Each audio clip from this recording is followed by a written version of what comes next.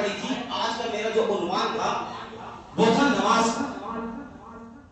لیکن یہ چیز بتانا ضروری تھی کہ سانپ کی محبت کو قرآن پاک میں قلب الکتے کا ذکر ہے تو اس میں محبت کا اظہار ہے. ہم خالی لفظ دیکھتے ہیں کہ لفظ بولا کیا ہے.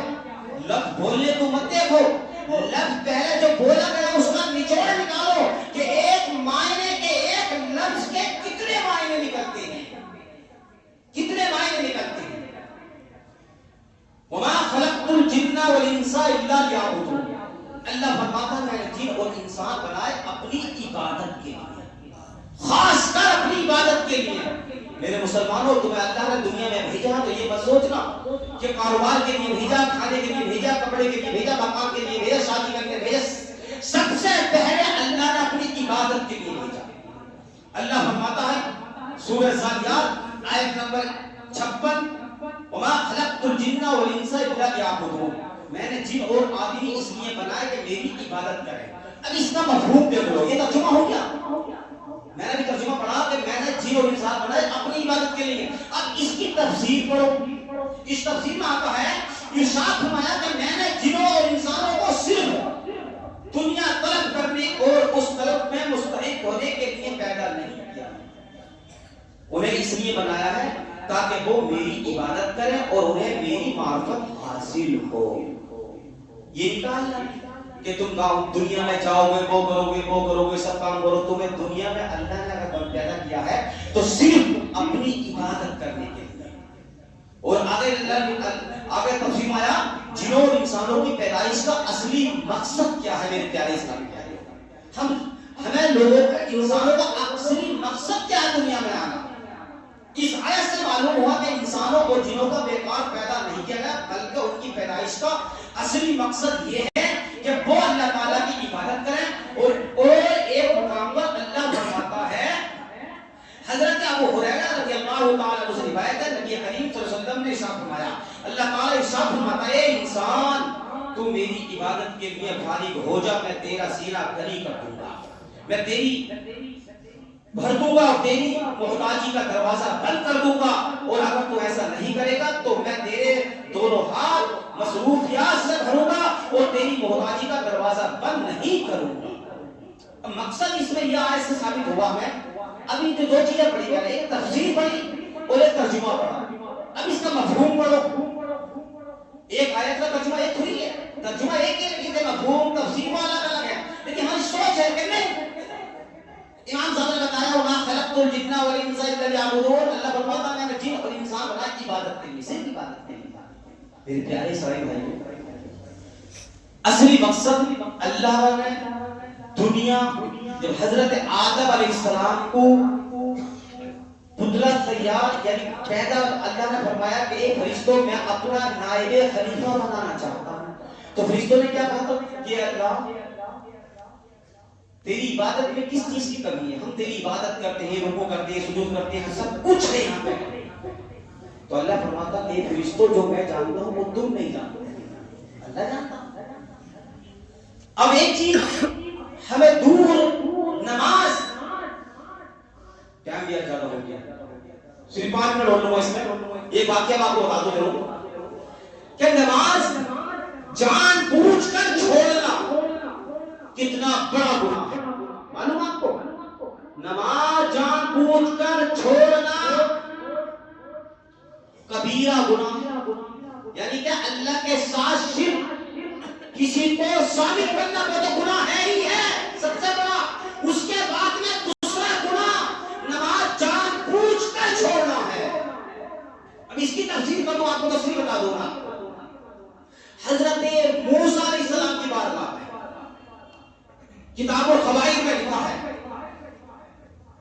موسیٰ علیہ السلام کی بارگاہ میں ایک عورت پہنچی اور عورت نے کہا کہ اے موسیٰ آپ اللہ کے رسول ہیں, آپ اللہ کے نبی ہیں, آپ اللہ کی بارگاہ میں دعا کر دیجیے, میں بہت بری عورت ہوں, میں نے بہت دعا مانگی اللہ کی بارگاہ میں, معلوم نہیں اللہ مجھے معاف کرے. موسیٰ تم اللہ کی بارگاہ میں دعا کر دو, تم اللہ کے نبی ہو, اللہ کے رسول ہو.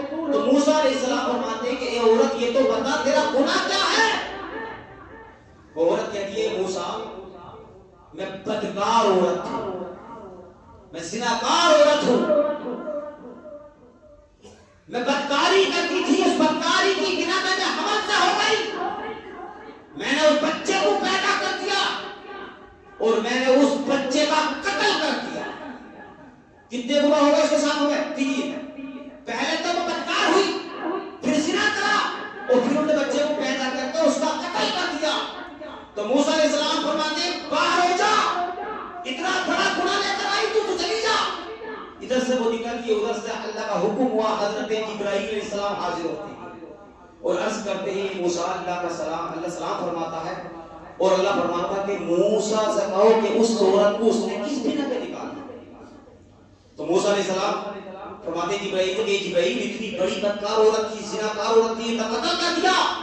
تو حضرت جبرائیل علیہ السلام فرماتے ہیں اے موسیٰ علیہ السلام، یہ اس سے بھی بڑا اگر گناہ ہو تو موسیٰ علیہ السلام فرماتے ہیں جبرائیل اللہ کی بارگاہ میں جاؤ، اس سے بڑا گناہ کون سا ہے؟ تو جبرائیل فرماتے ہیں اے موسیٰ، اس سے بڑا گناہ جان بوجھ کر نماز چھوڑنا ہے۔ اللہ اکبر! زنا سے بڑا گناہ، قتل سے بڑا گناہ، بدکاری سے بڑا گناہ، جان بوجھ کر نماز چھوڑنا۔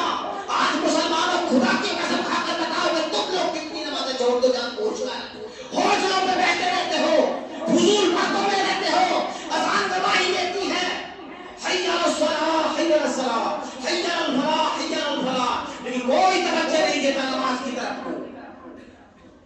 ایک بات اور بتا دوں، حضرت عبداللہ بن عمر رضی اللہ تعالیٰ عنہ فرماتے ہیں کہ میری نماز عشاء قضا ہو گئی، نماز عشاء کی جماعت چھوٹ گئی، میں پورے شہر میں گھوما، مسجدوں کے گیٹ بند تھے، نماز کا موقع مجھے نہیں ملنا پڑا، اور میں نے حدیث پاک میں سنا تھا میرے آقا فرماتے ہیں کہ اپنی نماز 27 پڑھنا اور جماعت سے 1 پڑھنا ثواب برابر ملے گا۔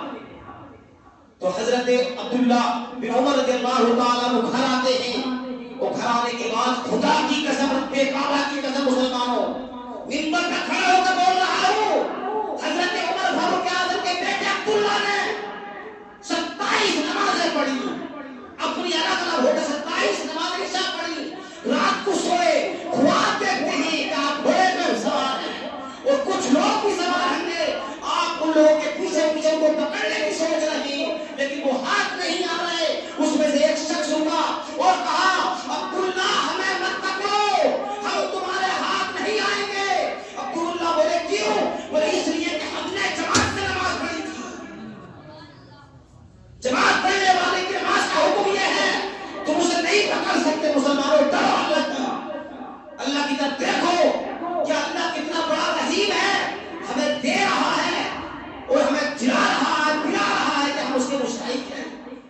ہم لینے لائق ہیں؟ لینے لائق ہیں؟